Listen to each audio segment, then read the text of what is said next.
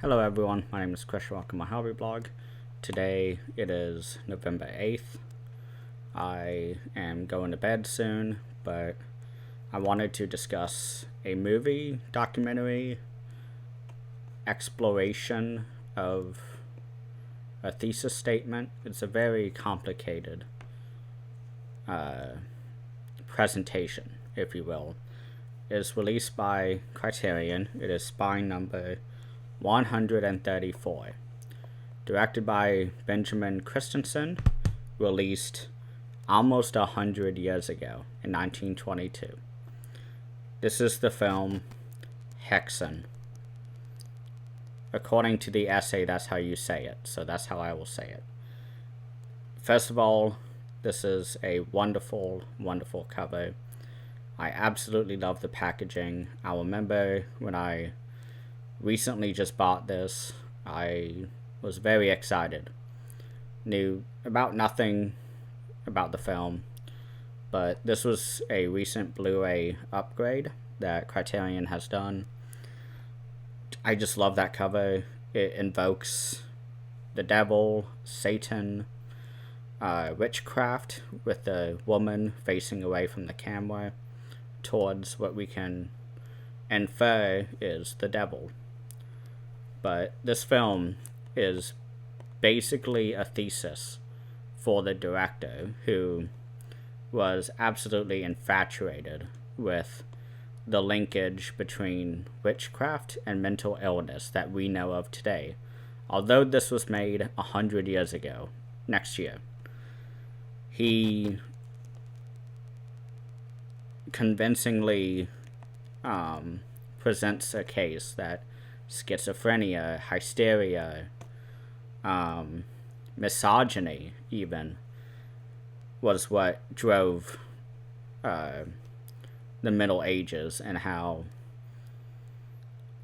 the power that men had over women during this time, especially with the church behind them, allowed them and enabled them to really oppress an entire sex throughout this time period. And he melds documentary style, narrative filmmaking, all of these different types of films into one to argue his case for this thesis statement that he is bringing forth. And the two essays that I read in this, there are three total. One is entitled, once I have it up, one is entitled The Real Unreal by Chris Fujiwara. And this is a recent essay that he actually expanded upon, because the DVD for this release came out in 2001, so about 20 years ago exactly. And with the Blu-ray upgrade, he revisited this essay and discussed all there is about this film and how it foreshadows the entire folk horror genre. And this was just so interesting to read. It's a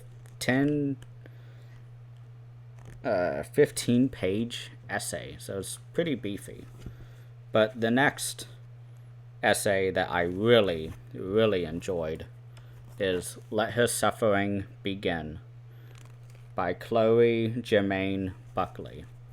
This was just such an enlightening and insightful essay. It discusses how this film, again, brings forth this idea that this entire time period was very misogynistic, and how this film kind of brought forth the idea that all these different themes of control over the woman's body, of her role in the village, and how even if she's young and beautiful or old and ugly, these men would say, "Oh, you're a witch. No one could be this beautiful. Oh, you're a witch. You have a hunchback." like all these different things. And he shows this through different vignettes where he has recreations of middle age, of settings from the Middle Ages, where you see someone who looks not comically, but who looks very similar to our idea of what a witch looks like. And he has her performing actions that witches usually do, but sometimes when he's discussing the point about how no matter what a woman's appearance is, she is going to be oppressed by these pastors or these church members and clericmen and just all these people, clergymen too.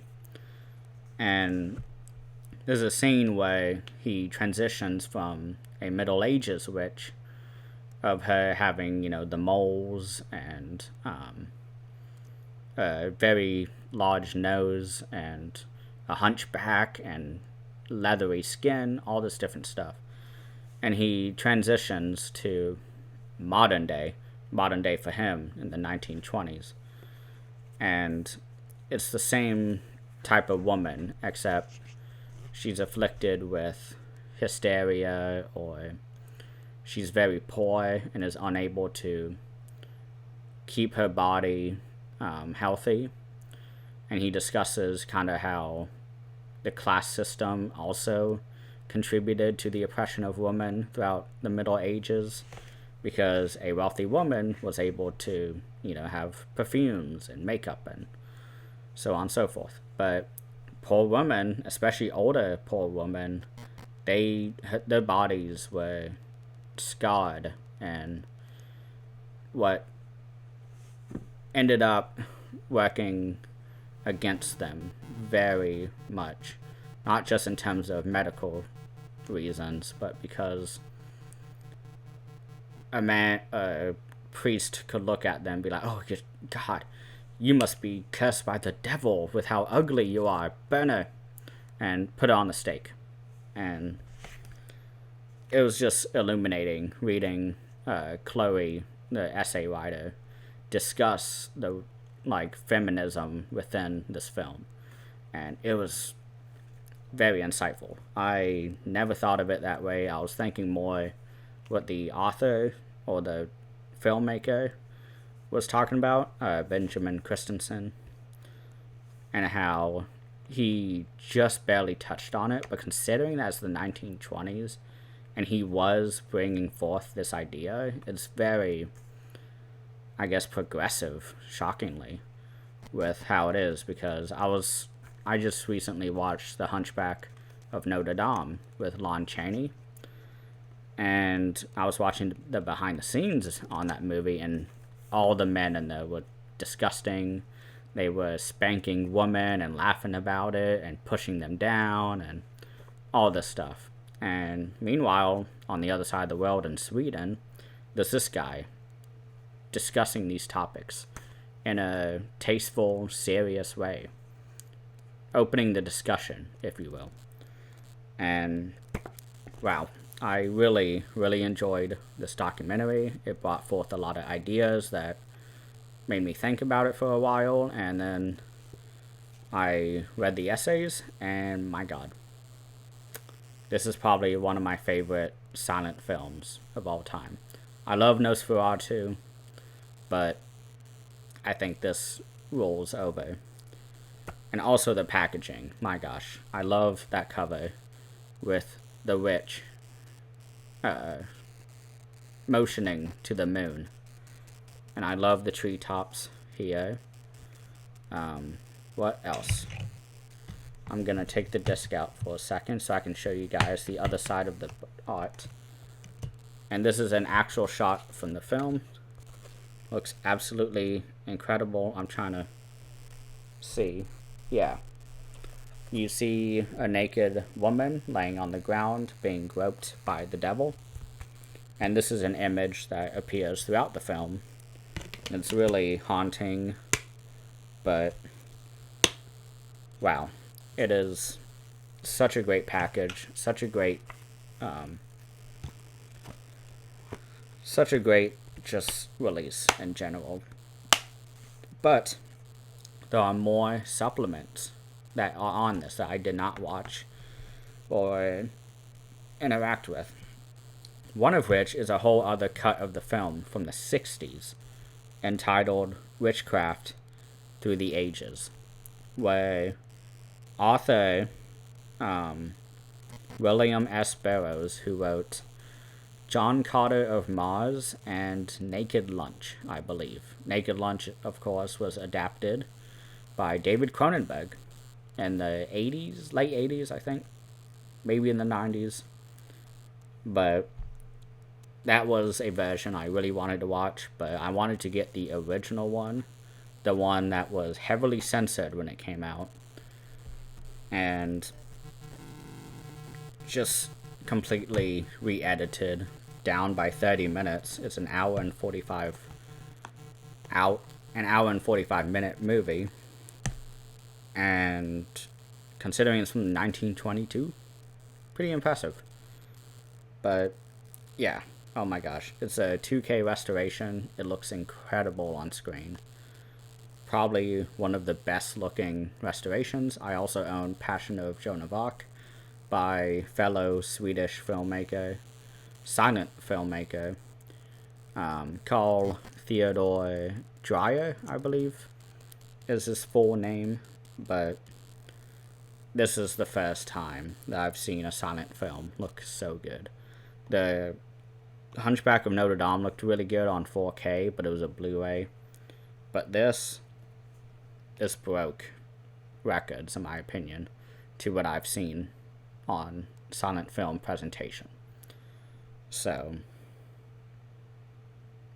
I'm trying to see if there's anything else. There's also a tiny essay about the music of the film, how they talk about the audio track being lost, but that they still had access to the music composition listing. So they were able to kind of research each composition and kind of reconstruct the soundtrack of the movie, because it is silent. And there's a cool bit all about how the director wanted to be completely silent throughout, which would have been hard, in my opinion, to have watched this, because the music is so haunting. It's very gothic. It's amazing. And he said so himself. He said after he watched it at the theater with the live music, because that's how they did it. They didn't have, big speaker systems yet. The director talked about how, he pushed so hard after that first screening of the movie that he had to have all that music played at every theater, and he succeeded. So, except outside of Denmark, because the Americans didn't like it. The Europeans were less enthused by it, but the Americans hated it because it was anti-religious, and my gosh, it showed a female's butt. So yeah, I think that's it. I think that's all I'll say. This went on for a while, but I think everyone should watch this. I really enjoyed this release. I'm very happy I got it. So, thank you all for watching.